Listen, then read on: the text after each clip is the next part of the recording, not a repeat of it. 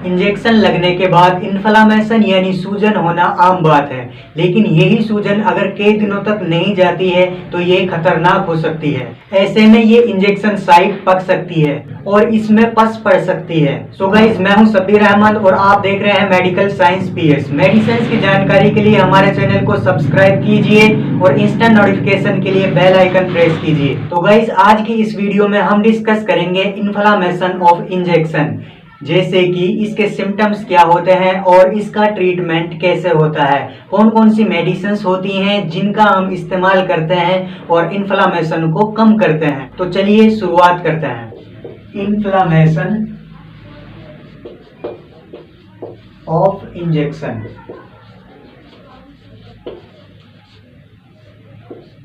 Guys, injection लगाते वक्त हमें बहुत सारी चीजों का ध्यान रखना पड़ता है। अगर वो चीजें आपको देखनी है और समझनी है तो आप आई बटन पर जाकर हमारी दूसरी वीडियो देख सकते हैं, वो हमने इंजेक्शन के ऊपर स्पेशली बनाई हुई है। गाइस, सबसे पहले हमें पहचानना होता है कि ये इंजेक्शन की ही इन्फ्लामेशन है, यानी उसके सिम्टम्स को हमें जानना पड़ता है। तो सबसे पहले हम जान लेते हैं इसके सिम्टम्स। इसके कुछ सिम्टम्स हैं, जैसे number 1 swelling.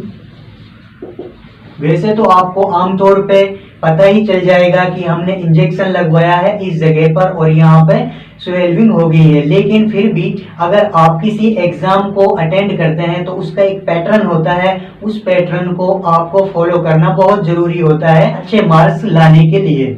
So number 1 swelling and number 2 itching, number 3 pain and number 4 redness. Injection site लाल कलर की हो जाएगी, यानी लाल लाल सा दिखाई देगा। एंड नंबर 5 वार्मथ, यानी वो साइट गर्म हो जाएगी और वहां पे आपको गरम गरम सा लगेगा। एंड नंबर 6 आपको फीवर हो जाएगा। एंड नंबर 7 माइल्ड पेन हो जाएगा, सर दर्द। एंड नंबर 8 उसके अंदर दाग धब्बे से और रसेस पड़ जाएंगे, यानी लाइनिंग सी पड़ जाएंगी जिस साइड पे इंजेक्शन लगा है और वहां पे इन्फ्लामेशन हुई है। एंड नंबर 9 जो साइट है वो ड्रेन्स करने लगेगी, यानी वहां से जो पस है वो बहने लगेगा और उसमें से पस निकलने लगेगा। सो गाइज, ये थे इसके मेन सिम्टम्स, जैसे swelling, itching, pain, redness, warmth, fever, mild pain, rashes and रेजिस पस। तो ये थे इसके सिम्टम्स। इसके बाद हम जान लेते हैं इसका ट्रीटमेंट। ट्रीटमेंट के अंदर हम 2 तरह से ट्रीटमेंट करते हैं, जैसे number 1 self and number 2 by doctor. Self के अंदर पेशेंट खुद ही अपना ट्रीटमेंट करता है, जैसे कोल्ड पैक का इस्तेमाल करता है। बर्फ जो इन्फ्लामेशन साइट है उसके ऊपर कोल्ड पैक को मल लेता है और उससे इन्फ्लामेशन कम हो जाती है।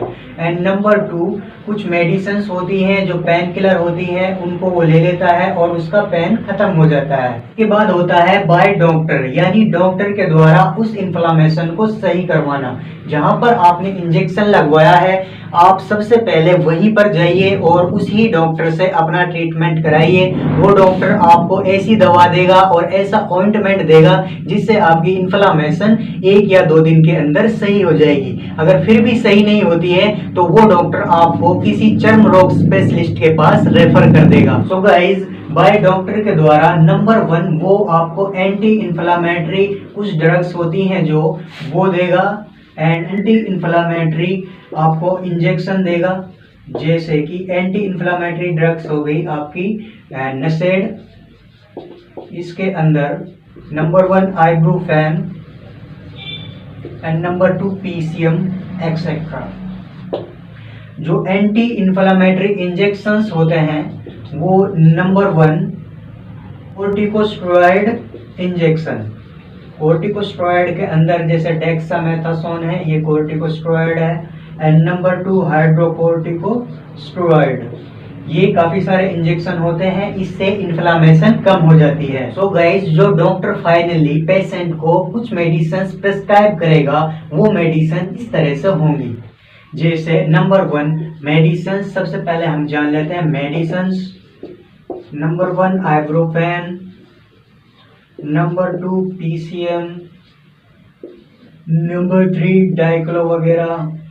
अगर डाइक्लो और ब्रोफेन हम साथ में देते हैं तो इससे ब्लीडिंग के चांस बढ़ जाते हैं, तो इसको हमें ध्यान में रखना है कि ब्रोफेन और डाइक्लो हमें एक साथ नहीं देना है और पेशेंट को सीरियस डिजीज होने से बचाना है। सो गाइस, इसके बाद हम जान लेते हैं injections. Number 1 dexamethasone and number 2 hydrocorticosteroid. Number 3 होता है क्रीम यानी कोई ऑइंटमेंट जिसको वो पेशेंट अपनी इन्फ्लामेशन साइट पे लगा सके। इसके अंदर नंबर 1 जो होता है वो एंटी फ्लामिस्टिन नाम से एक क्रीम आती है।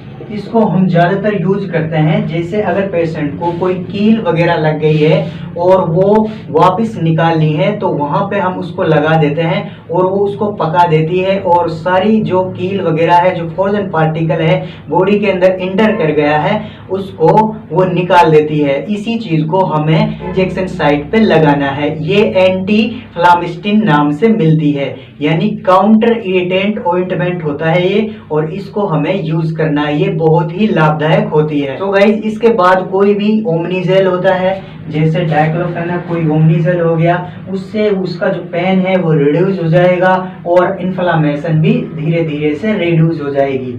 अगर इन चीज़ों के बाद भी इन्फ्लामेशन कम नहीं होती है तो हमें पेशेंट को किसी चर्म रोग स्पेशलिस्ट के पास रेफर कर देना चाहिए और वहां पे जाकर वो पेशेंट अपना ट्रीटमेंट आसानी से करवा सकता है। आई होप कि ये वीडियो आपको काफी पसंद आई होगी। अगर आपको हमारी वीडियो पसंद आई है तो लाइक कीजिए, अपने दोस्तों के पास शेयर कीजिए, और अगर आप हमारे चैनल पर नए हैं तो हमारे चैनल